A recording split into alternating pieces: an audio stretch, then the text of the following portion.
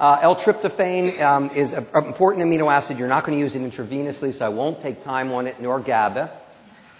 This is what I wanted to tell you. You should look at this slide. You have a copy of it because there are interactions like arginine with ornithine, citrulline, aspartic acid, lysine is its antagonist. We were talking about that early.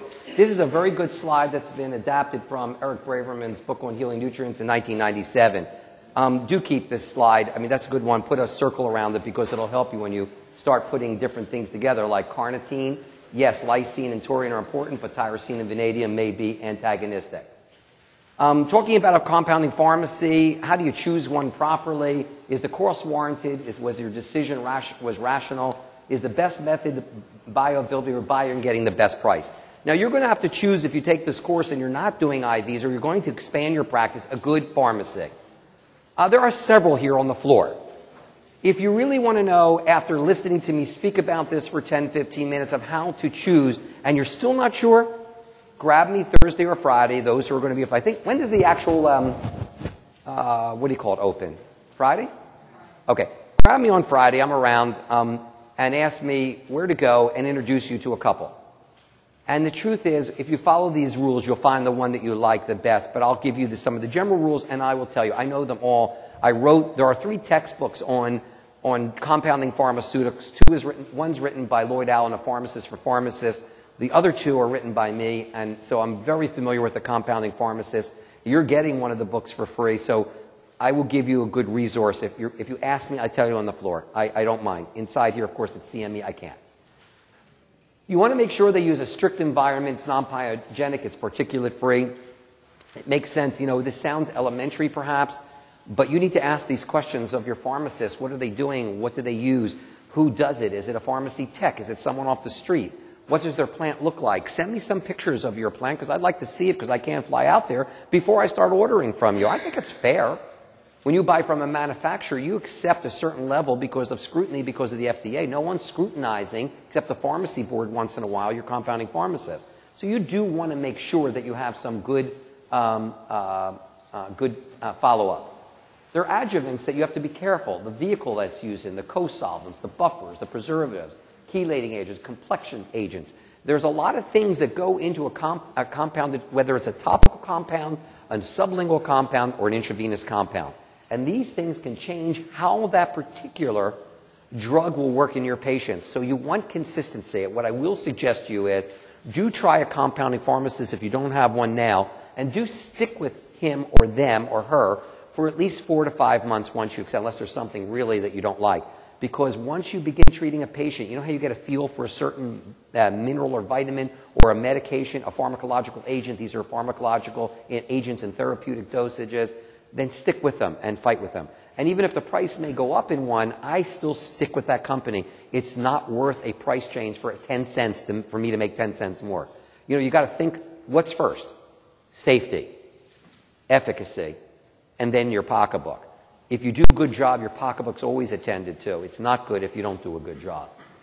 Preparation must be in these things: a class 100 laminar flow hood, HEPA filter. You need a class 10,000 clean room. Ask them, do you have a clean room? How do you do your compounding? Oh, we just do it on the countertop in my mother's bathroom. I mean, ask the questions because that will make a big difference in whether I want to work with them. Be careful about freezing when they freeze indiscriminately. When you freeze a product, not always is the compound stable.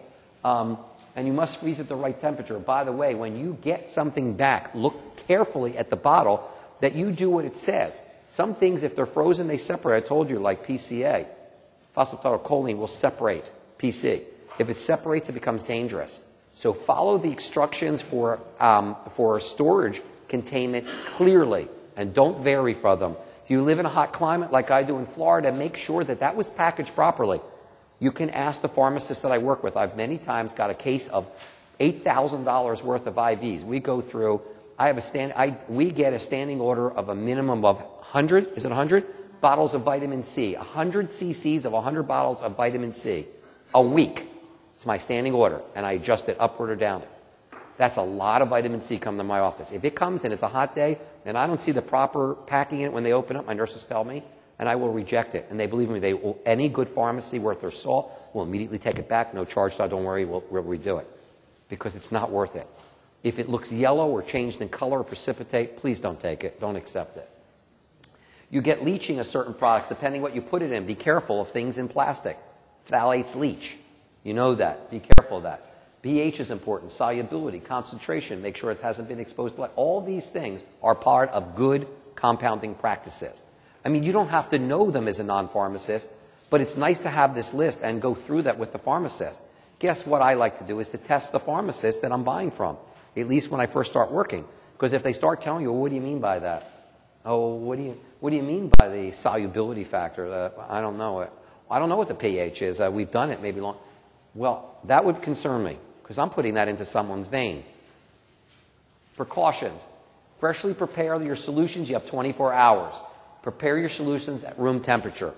I heard him talk about that early, Larry. If it's cold, it causes vasospasticity of the vein. It's just going to hurt the patient. So prepare at room temperature. Typically, I tell them if they're preparing 5 or 6 bags, they'll put everything out, let it get to room temperature, and they go. And then they put it right back in the refrigerator. Reconstitute as per the manufacturer's instructions. Do not deviate if you have a manufactured item, because by doing so, you've changed the dynamics of that solution, and you may have changed it so it's not efficacious or it's not safe any longer. Use as few additives as possible. I buy without additives because I use so much. I know you're tempted to buy with additives because I only have 2 patients this week, you know, the whole thing. Buy less, but don't buy with additives because the additives tend to add problems, benzyl alcohol, so forth. You don't know what that does. You don't know whether they have allergic diathesis because of it. And check carefully for clarity. Try to be aware of incompatibilities in advance. If you're not sure of them, look them up. You should know certain things are incompatible. And this is a very good, important thing. That's why it's big. Prepare an incompatibility notebook. Why? Because A, knowledge is important to share amongst our colleagues. Number 2, it's your knowledge for your people that you're doing. If you find that when you mix zinc or you mix glyceric acid with glutathione or whatever and you get a precipitate, why bother even thinking of it again? Have it on a sheet so the nurses can see it and you can see it. Don't mix these 2 things ever together again.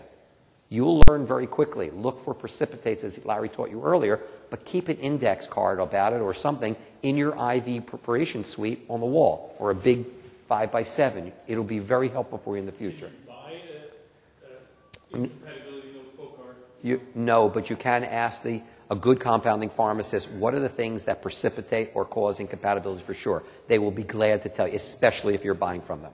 By the way, you should look at a compounding pharmacist as a team person. Do you have anyone on your team as the healthcare provider that you can't call and ask a question? They wouldn't be long on your team. I'm going to assume that you wouldn't keep them. You would say goodbye. You need to do the same thing with your pharmacist. I call my pharmacist sometimes a compounding pharmacist, and they will tell you. You can ask them 11, 12 at night. Because me, I'm up till 2 in the morning. So I decide when I'm up, everyone's up. I bother everybody. They're not overly happy, but they act very nice to me. Oh, Dr. Ghen, hey, nice to hear from you. Yeah, okay, I know it isn't, but here's a problem I had today because I didn't get to it because I was calling patients till late. And they're always nice and they always help me. If I didn't have that help, I changed the pharmacist like I would change my underwear. Finished. It's important. You want that security because they're your backup when it comes to this. They know this stuff very well. Use talc-free gloves. That's important. Use talc-free gloves when you prepare the solution. Why? Because I don't want talc in my solution, not even 2 flecks of it. It'll precipitate. And you want to put talc? Talc causes fibrosis. You know that because they use that for people that have pleural effusion, chronic pleural effusion. Oops. Inspect the packaging materials. IV bags or bottles. Nothing's perfect container, by the way. Nothing. Now, one thing I want to bring up to you. For the purists that like bottles, and I use bottles, I have bottles and bags. Be aware so that you're not embarrassed in front of your patient, because I've done this before until I figured out what the heck I did.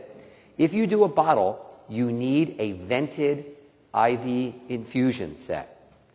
Bottles need a vent. They have a vent on the end. You flip it open, and then it will flow.